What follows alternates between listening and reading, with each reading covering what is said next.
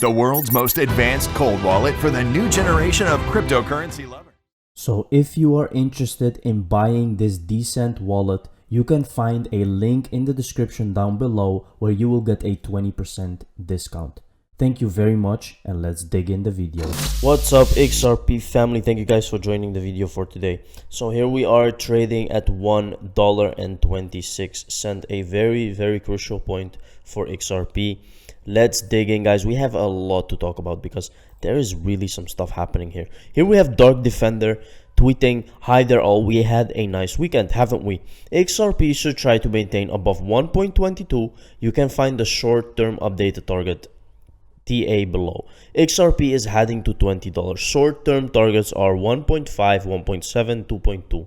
Now, if XRP can stay above that 1.22, 1.25 range, we are very good to go to the next level.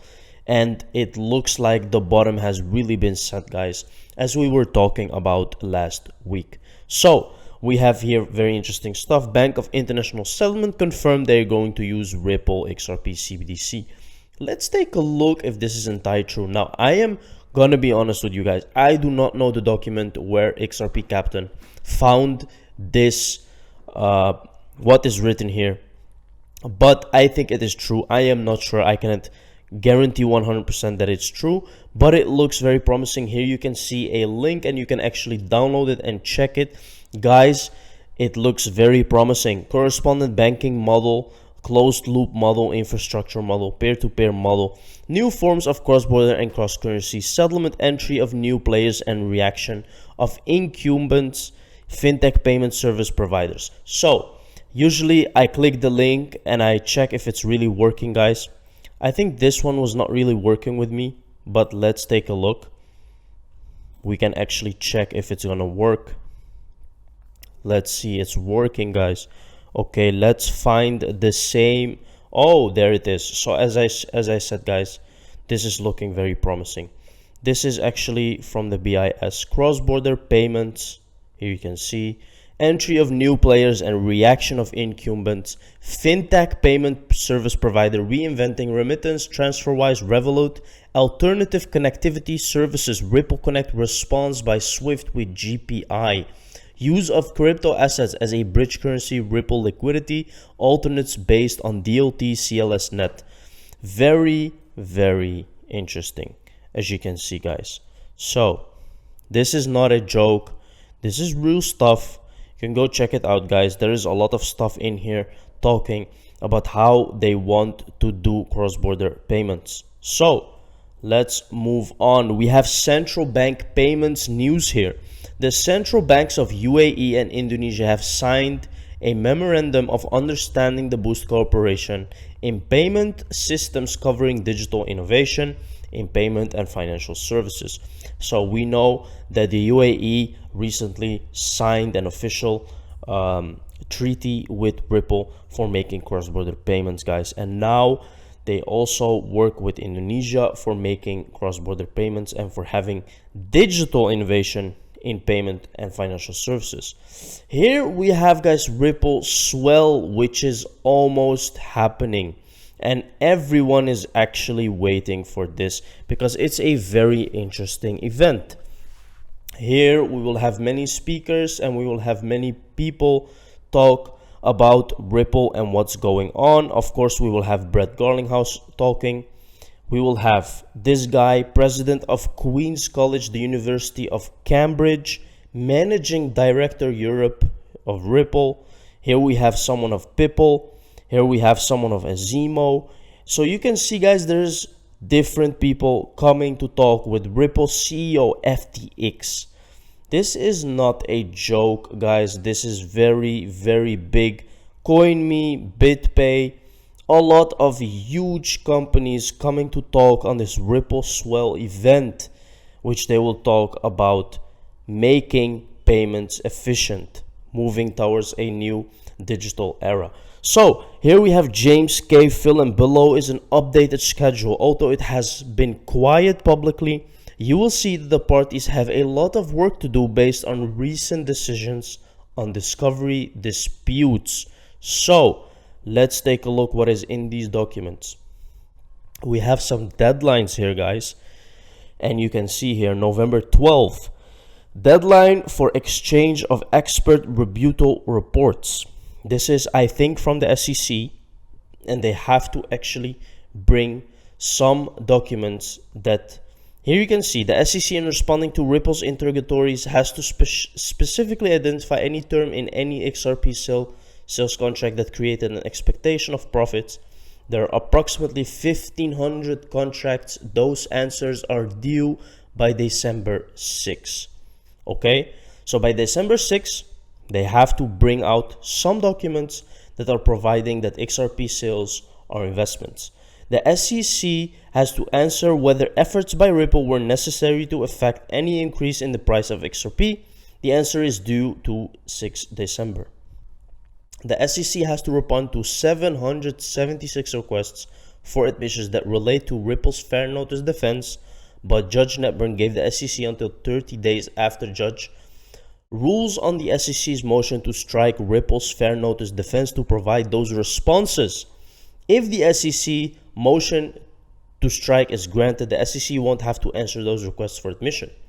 The SEC has to respond to 309 requests for admissions relating to defense under Morrison that XRP sales occurred offshore.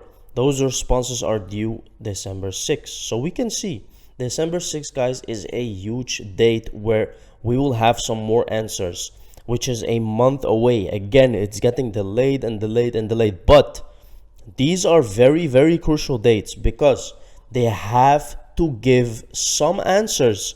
And these are the crucial answers that we have been waiting for from the beginning. Is XRP an investment contract or not? The SEC has to answer whether the XRPL was fully functional when the XRP distributors started 2013, but there first needs to be a, this is where the document stops. So they really have to answer some very crucial stuff on December 6th. It's going to be very interesting. Here we have the Bank of France. Digital innovation, what role can we play as central banks? Now, they didn't officially announce that they're using Ripple, but we know, guys, from many signs that they are using Ripple to create a CBDC. And here they also talk a lot about cross-border payments. Central bank digital currencies is a key area, if not the key area, where the stakes are especially high. Central banks are responsible for preserving the soundness of money, whatever its forms. Now, they also know that decentralized finance raises new challenges for usual regulatory frameworks. Left unchecked, it could result in increased volatility, lack of traceability, or clear accountability. So they're really afraid of something like that, and they have to have a better framework so people will not only use decentralized finance. Several use cases: security settlements, cross-border transactions on different types of financial instruments with various technologies, and as proof of concept, but also in real life conditions. So you can see, guys, that every bank is working very hard to create a new financial system. It's very obvious till now. Here you can see a lot of work is still necessary in this very promising field, and I look forward to strengthening our cooperation in that area with our partners worldwide.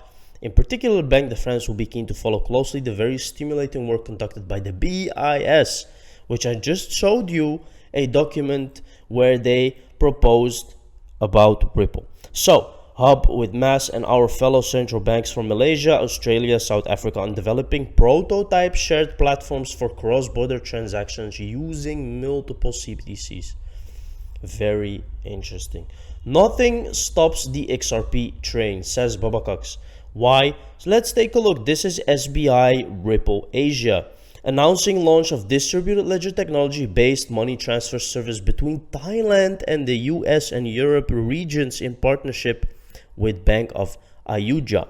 So here you can see we're excited to see a growing of RippleNet technology to provide faster, cheaper, and more secure financial transactions between our customer Bank of Ayuja and counterparty Nayam, reaching into the US and European region.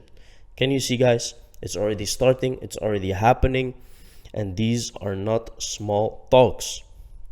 Baba keeps winning. So this is what I say, 3 days to go. 10 November, 3 p.m. in London. Again, some interesting numbers there, but you can see this is the Ripple Swell event which will happen. Digital Pound Foundation also using Ripple and Quant and some more interesting cryptocurrencies actually. So here we have Babakaks again. This is proof. History always repeats itself. Bitcoiners said the same thing. In any point at time, nobody thinks anything is possible until it happens. The new price targets are set. Right now, $100 is impossible. When we reach $100, the number changes. HODL. So here you can see, guys, people were literally talking back in 2017 about 0.002. This is crazy.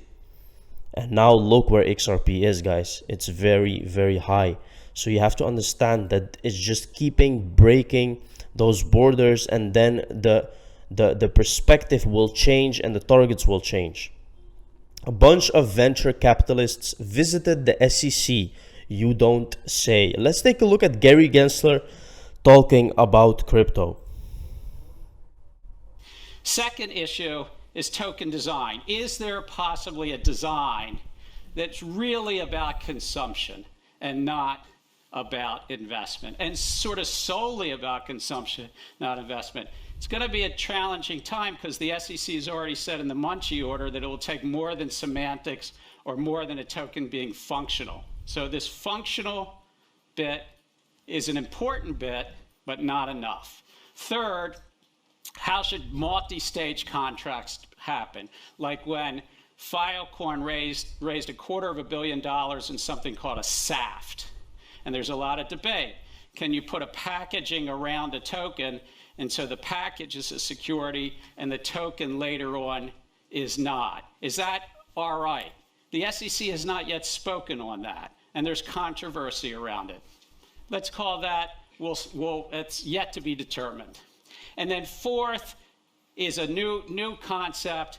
Can a security token transform to be something else? And a group of venture capitalists went into the SEC 10 days ago. They've circulated paperwork to a lot of people, and they're sort of saying, believe us, we get you, we're with you, SEC, but we have a bunch of clients that are going to evolve to be a consumable token.